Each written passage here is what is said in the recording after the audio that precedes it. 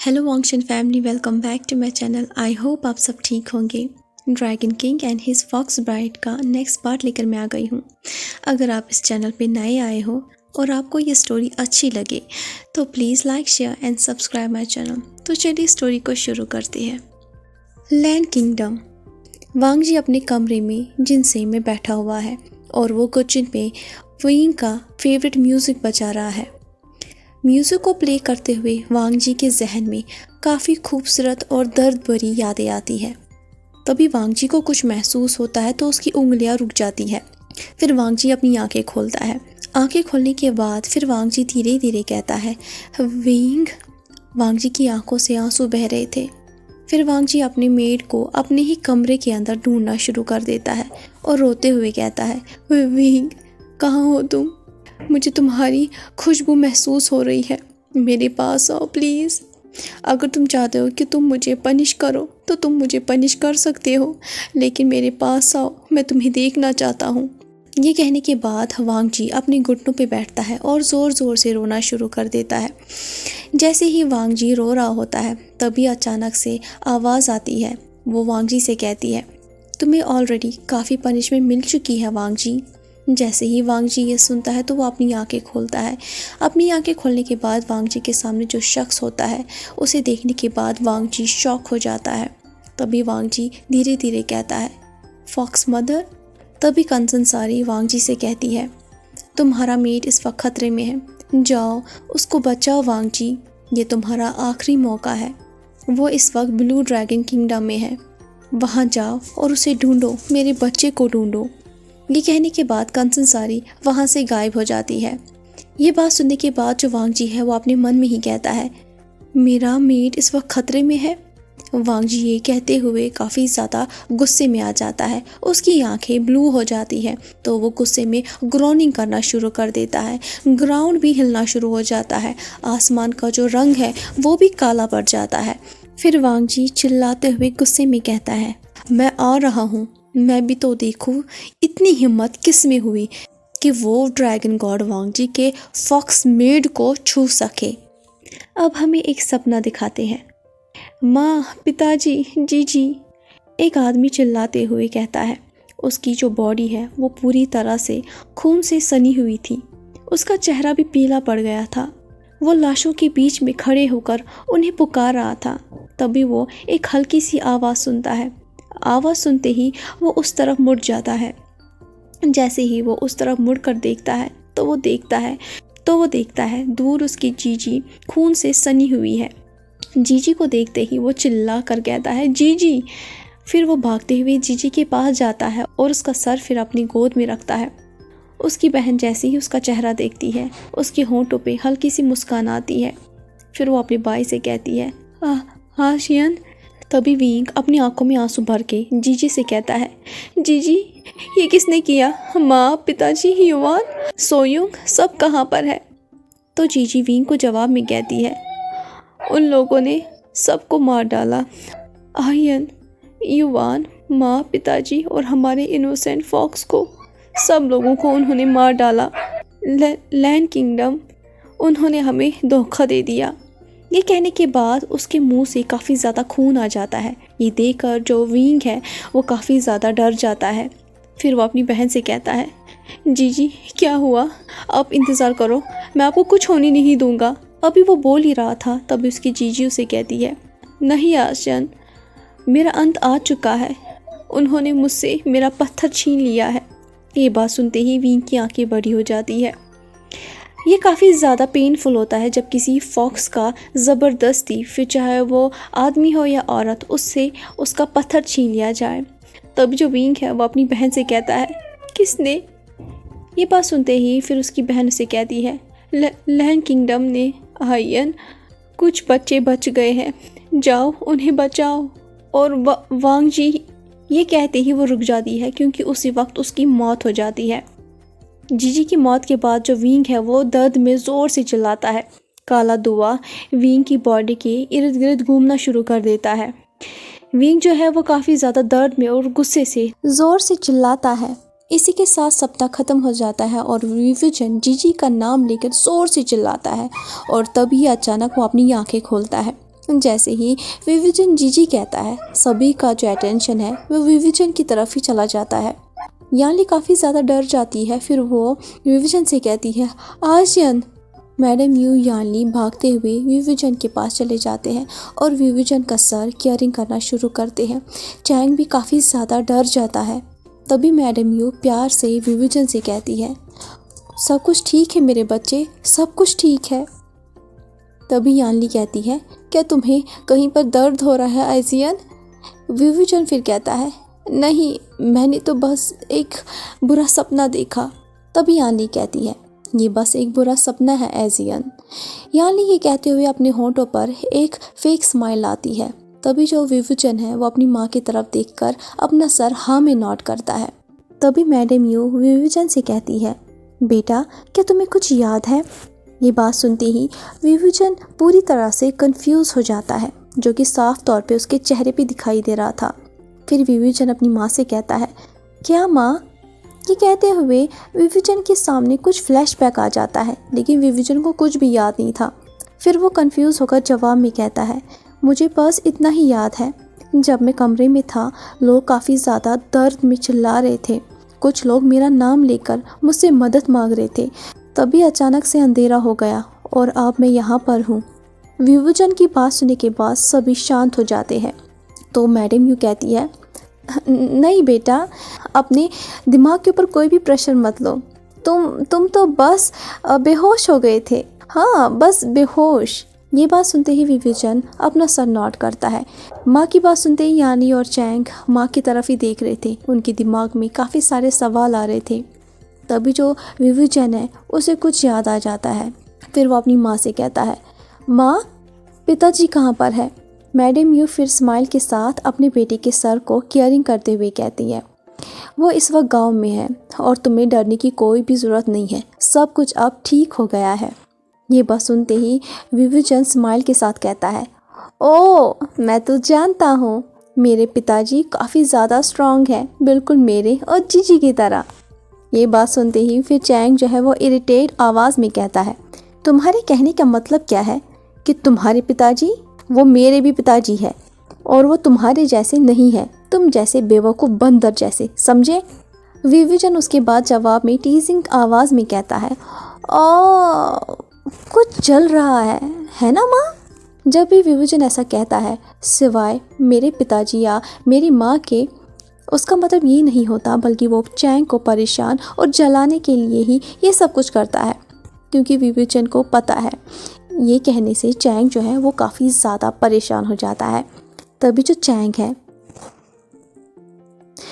Chang है वो भागते हुए विंग की तरफ आता है और उससे कहता है, तुम इधर आओ और मुझसे कहो अभी क्या कह रहे थे। विंग ये देखते ही फास्ट भागना शुरू कर देता है और चैंग उसके पीछे लग जाता है। ये देखकर यानली जो है वो सब कुछ भूल जाती है और ज़ोर ज़ोर से हंसना शुरू कर देती है। अब हमें लैंड किंगडम दिखाते हैं। वहाँ का नज़ारा कुछ इस तरह है। लैंड किंगडम में सभी लोग अटेंशन है अपने लॉर्ड ड्रैगन किंग के लिए, जो इस वक्त बिहेव ऐसे कर रहा है कि वो अब सबको जान से मार डालेगा। फिर वांग जी, जिसकी आंखें डार्क ब्लू हो गई है, वो धीरे धीरे कोल्ड आवाज़ में कहता है, सब लोग तैयार हैं? उनमें से एक ड्रैगन डर के कहता है, जी महाराज, आपकी ड्रैगन फोर्स, विच फोर्स और बाकी के जितने भी ताकतवर आधे इंसान और आधे दरिंदों की जो फोर्स है, सभी तैयार है। ये बात सुनने के बाद जो वांग जी है वो गुस्से में ग्रोनिंग करता हुआ कहता है, तो सब कहाँ पर है इस वक्त? ये बात सुनते ही सभी जो ड्रैगन है वो डर के मारे थरथराना शुरू कर देते हैं। तभी वो ड्रैगन जवाब में कहता है, वो आ रहे हैं लॉर्ड। ये बात सुनते ही वांग जी और ज़्यादा गुस्सा हो जाता है और गुस्से में कहता है, दफ़ा हो जाओ। तभी लैन युआन और लैन सिचैन असेंबली हॉल में चले आते हैं। सभी का जो अटेंशन है वो उन पर जाता है। लैन युआन जैसे ही जिये को देखता है, जिये की हालत कुछ ऐसी थी कि वो बेहोश होने वाला था। वो अपने कानों को रब कर रहा था और उसका चेहरा भी काफ़ी ज़्यादा इरिटेट हो गया था। जैसे ही जिये की नज़र युआन पे पड़ती है तो वो लैन युआन के पास चला जाता है। तभी लैन युआन जिये से कहता है, क्या हो रहा है यहाँ पर? तो जवाब में जिये पाउट करके कहता है, कुछ नहीं, मुझे तो ऐसा लग रहा है कि ये मेरी ज़िंदगी का आखिरी दिन है। हमारे लॉर्ड काफ़ी ज़्यादा गुस्से में हैं आज। उन्होंने तो हमारे सबसे बड़े सीनियर ड्रैगन को ऑलरेडी 10 मिनट में 100 बार डांट दिया है। ये बात सुनते ही लैंस चैन अपना गला साफ करके फिर वांग जी की तरफ स्माइल करके चले जाते हैं। जैसे ही लैंस चैन वांग जी के पास पहुंचते हैं, फिर वो वांग जी से कहता है, वांग जी क्या हो रहा है यहाँ पर। जैसे ही वांग जी अपने बड़े भाई को देखता है तो वो शांत हो जाता है। फिर वो कुछ कहने ही वाला होता है, तभी वो रुक जाता है क्योंकि उसको कुछ याद आता है। तभी वांग जी सभी लोगों की तरफ देखकर कहता है, सभी लोग यहाँ से अब बाहर जाओ। ये बात सुनते ही असेंबली हॉल में जितने भी लोग थे वो वहाँ से चले जाते हैं, सिवाय युवान और लैंस चैन के। फिर वांग जी अपने भाई से कहता है, भाई मुझे विंग का पता चल गया है। ये बात सुनते ही लैन युवान और लैंस चैन दोनों शॉक हो जाते हैं और साथ ही साथ काफ़ी ज़्यादा खुश भी हो जाते हैं। तभी लैन युवान आंखों में आंसू भर के वांग जी से कहता है, सच में पिताजी, गगा वो इस वक्त कहाँ पर है। तो वांग जी जवाब में कहता है, वो इस वक्त ब्लू ड्रैगन किंगडम में है। तभी लैंस चैन कंफ्यूज होकर वांग जी से कहते हैं, तो तुम्हें कैसे पता वांग जी। तो वांग जी गुस्से वाला चेहरा बनाकर कहता है, फॉक्स मदर ने मुझसे कहा कि विंग इस वक्त ड्रैगन में है। ये बात सुनते ही युवान धीरे धीरे कहता है, फॉक्स मदर। ये कहते ही युवान की आंखों के सामने कुछ फ्लैशबैक आ जाता है। जैसे ही लैंस चैन वांग जी की बात सुनते हैं तो उन्हें सारी सिचुएशन समझ में आ जाती है कि क्यों आज वांग जी इतना गुस्से में है और उसके आज गुस्से का जो लेवल है क्यों वो काफ़ी ज़्यादा हाई है। तभी जो लैंस चैन है उन्हें यकीन नहीं हो रहा था। फिर वो वांग जी से एक बार पूछते हैं, वांग जी क्या तुम ब्लू ड्रैगन किंगडम पर आज हमला करने जा रहे थे। ये बात सुनते ही वांग जी और युवान दोनों लैंस चैन की तरफ देखते हैं तो वांग जी जो है वो अपना सर इनोसेंटली हाँ में नॉट करता है। तभी जो लैंस चैन है वो वांग जी से कहते हैं, वांग जी क्या तुम्हें पता है विंग इस वक्त ड्रैगन्स के बीच में है, लेकिन वो ड्रैगन्स कौन है। ब्लू ड्रैगन किंगडम सिंबल है शांति और अच्छाई का, तो वो लोग ऐसे शख्स जो कि स्पेशली फॉक्स गॉड है उसे कैसे हर्ट कर सकते हैं। वांग जी क्योंकि ब्लू ड्रैगन किंगडम वहाँ की चुड़ैले इंसान वो सभी फॉक्स गॉड को मानते हैं, यहाँ तक कि ब्लू ड्रैगन किंग जो है वो हमारे किंगडम को काफ़ी ज़्यादा रेस्पेक्ट करते हैं। वहाँ के लोग जो है वो फॉक्स गॉड को काफ़ी ज़्यादा मानते हैं, तो वो लोग हमारे एशियन को कैसे तकलीफ़ दे सकते हैं। वांग जी हर एक बात को अच्छे से सुन रहा था, लेकिन तभी उसकी आंखों का रंग बदल जाता है जब वो वर्ड हमारा सुनता है जो कि लैंस चैन ने कहा था। लैंस चैन भी तभी नोटिस करते हैं कि उन्होंने कुछ देर पहले क्या कहा, तो वो उस बात को ठीक करते हुए कहते हैं, मेरा मतलब है तुम्हारा मेट वांग जी। लैंस चैन ये केयरफुली कहते हैं क्योंकि इस वक्त वांग जी के जिस्म के अंदर ड्रैगन ने जगह ले ली थी और जो ड्रैगन है वो काफ़ी ज़्यादा विंग के लिए पॉजिटिव है और ये काफ़ी ज़्यादा खतरा भी हो सकता है। तभी जो वांग जी का आंखों का कलर है वो नॉर्मल हो जाता है और फिर वो सोचना शुरू कर देता है। फिर वांग जी अपने भाई से इरिटेट आवाज़ में कहता है, तो अब मैं क्या करूं। जवाब में लैंस चैन स्माइल के साथ दोबारा कहता है, शांत हो जा वांग जी, हमारी पहली जो प्रॉब्लम थी वो ऑलमोस्ट सॉल्व हो चुकी है और अब हमें एक सिंपल सा प्लान करना है। हमें बस ब्लू ड्रैगन किंगडम इंसान पर के जाना है ताकि हम लोग हमारे मेरा मतलब है कि तुम्हारे मेड को ढूंढें और उसके बाद हम मेरा मतलब है तुम उसे प्रोटेक्ट करना। ये बात सुनने के बाद वांग जी काफ़ी ज़्यादा सेटिस्फाइड हो जाता है। लैन युवान और लैंस चैन जो है वो वांग जी का फेशियल एक्सप्रेशन भी नोटिस करते हैं। वांग जी जो है वो अपना सर स्माइल करते हुए नॉड करता है। अब हमें रेड ड्रैगन किंगडम दिखाते हैं। वैन रोहन जो कि पिछले 1 घंटे से एक फोर्ट के ऊपर खड़ा है जहाँ पर सिर्फ और सिर्फ लाशें हैं। वैन रोहन चुपचाप बिना चेहरे पे कोई भी एक्सप्रेशन लिए बस उन लाशों की तरफ देख रहा था। तभी अचानक से वैन रोहन धीरे धीरे गाना गुनगुनाना शुरू कर देता है। पिताजी की ऐसी हरकत देखकर वैन जो है वो अंदर ही अंदर काफ़ी ज़्यादा डर जाता है। तभी एक पत्थर वैन रोहन के हाथ के ऊपर प्रकट हो जाता है और काला धुआं जो है वो सभी मरे हुए लाशों के इर्द गिर्द घूमना शुरू कर देता है। फिर धीरे धीरे सभी मरी हुई लाशें अपनी आंखें खोल देती है। उनकी आंखें नॉर्मल इंसानों की जैसी नहीं थी, वो काफ़ी अलग और काफ़ी ज़्यादा डरावनी थी। ये देखने के बाद वैन रोहन खुशी से स्माइल करता है और जो वैन चाव है वो धीरे धीरे कहता है, कठपुतलियाँ।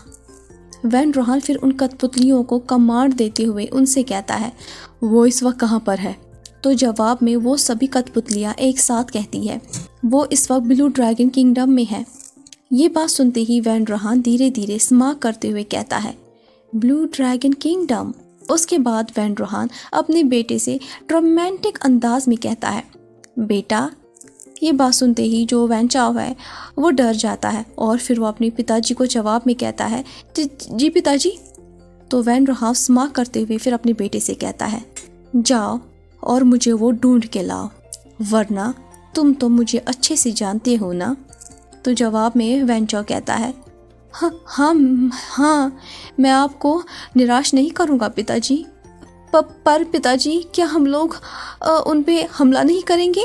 वैन चाओ ये सवाल अपने पिताजी से पूछता है। जैसे ही वैन रोहान ये सुनता है तो उसकी आंखें लाल हो जाती है और तभी वैन चाओ जो है उसका पूरा जिस्म जलना शुरू हो जाता है।